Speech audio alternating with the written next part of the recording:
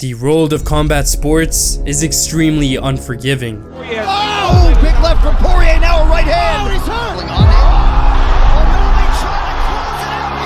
It takes years of hard work and dedication to build a legacy, but just seconds to shatter one. Alexander Volkanovski is a man who climbed to the pinnacle of the featherweight division, even trickling into the conversation of pound for pound best fighter in the world. However, recent events have raised questions about his legacy and his ability to maintain his once proclaimed dominance. Volk went from seemingly unbeatable at the top of the featherweight division to heavily drinking for weeks on end, and losing his featherweight championship belt that he put his blood and soul into.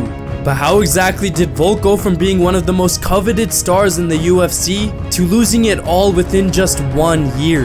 This is the tragic downfall of UFC's top featherweight star, Alexander Volkanovski.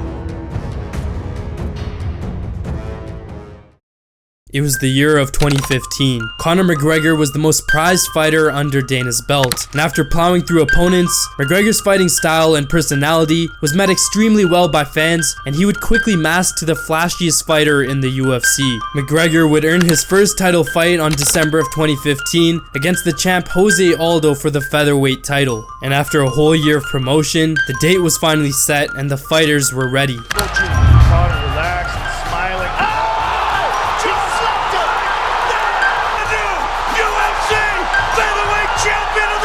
McGregor had defeated Jose Aldo in just 13 seconds with a left hook, and since then, the featherweight division was never left the same. The top-ranked champ was finished in just 13 seconds, and after the departure of McGregor going to lightweight, there was no one really running the show.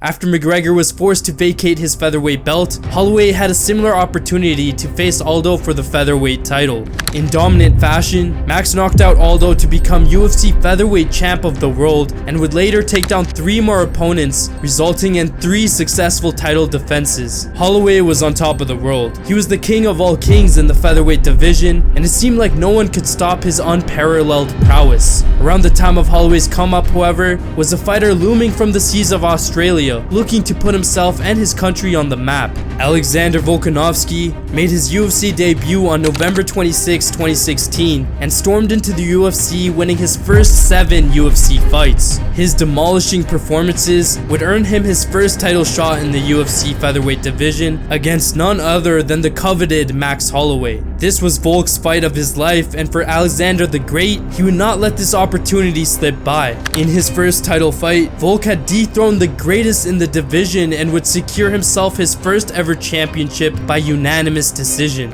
But what Volk would soon realize was that championships make you a star, but title defenses turn you into a legend.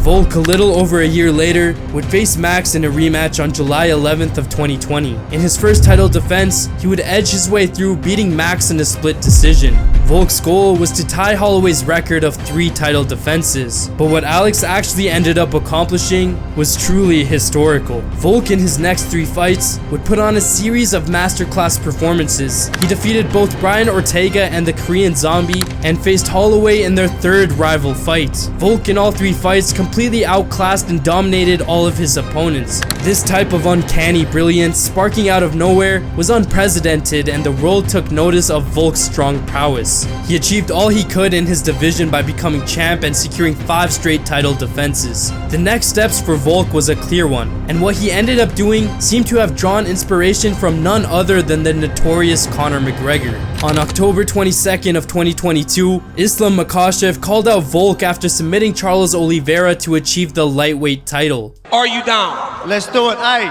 the lightweight on the line, pound for pound number 1 on the line. Let's do it. It was set. UFC 284 in Volk's hometown of Australia, with the lightweight championship and pound for pound fighter on the line. This was Volk's chance of fulfilling history and being amongst the elite of the elite. The fight had Islam winning through 4 rounds, which meant if Volk wanted a chance to make history, he needed something special in the last round of the fight. He successfully defended a takedown from Islam, and in the final minute of the fight, Volk hit Islam with a massive right, causing Islam to hit the canvas, and he landed a flurry of ground and pounds to finish the fight. Although Volk stamped an exhilarating end to the fight, the judges unanimously gave the fight to Islam due to his earlier rounds. But what Volk was able to do To go the distance against the pound for pound champ and put him on his back heels for the first time in his career was extremely impressive in itself, and Volk deserved all praise for doing so. However, Volk didn't view it in that light, as you will eventually see, and it would be the cause of his massive downfall in his career. It was his first loss in the UFC, and it was an emotional one, and all Volk could do was think of the octagon. Later in the year, a long-anticipated matchup between Islam and Charles Oliveira was set to take place in Abu Dhabi, headlining UFC 294. A week prior to the fight, however, unfortunate news surfaced which would see Oliveira unable to fight due to a training camp injury. Volk saw the news unfold and his eyes lit up immediately. A week's notice to the fight, Volk made the decision to step in and take the fight against Islam. Some called it brave, bold, and outrageous. However, either way you saw it, the events that took place would leave a devastating impact on Volk's career. This game. Oh! Head kick from Makhachev! That'll do it! And still! Pound for pound, #1 fighter on the planet. Volk showed a complete 180 performance from the first fight, from going the distance against Islam to getting knocked out in the first round. The interviews after the fight from Volk told us all a story and a side of Volk that we've never seen before. I never thought I'd struggle with it, but I mean, like, for some reason, when I wasn't fighting or in camp, I just do my head in, you know what I mean? I needed a fight. I was drinking every day for like 3-4 weeks. That's unheard of for me, like every day, like I've never ever done that. All his glory and confidence of winning in the featherweight division seemed to have gone out the window with just one series of fights. Alex could not dread this defeat any longer, and he wanted to be back in the ring as soon as possible to remind everyone of the real champ that he is. 5 months went by, and Volk returned back into the featherweight division. He was set to face Ilia Topuria, a lesser-known third contender in the division, with the goal of achieving his 6th title defense. What unfolded in this fight, however, left many in a state of shock.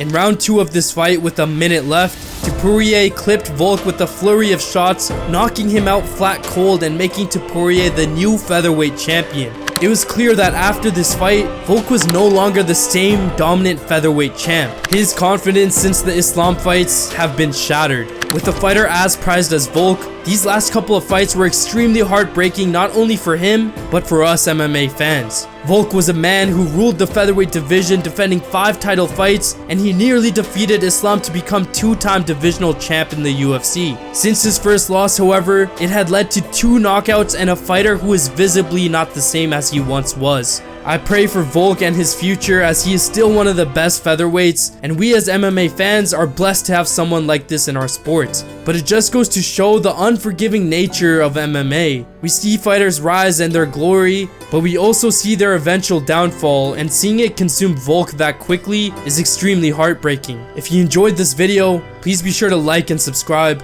I'll be posting lots of MMA stories like these on my channel, so if you like this type of content, please like and subscribe. I love all you guys. Peace.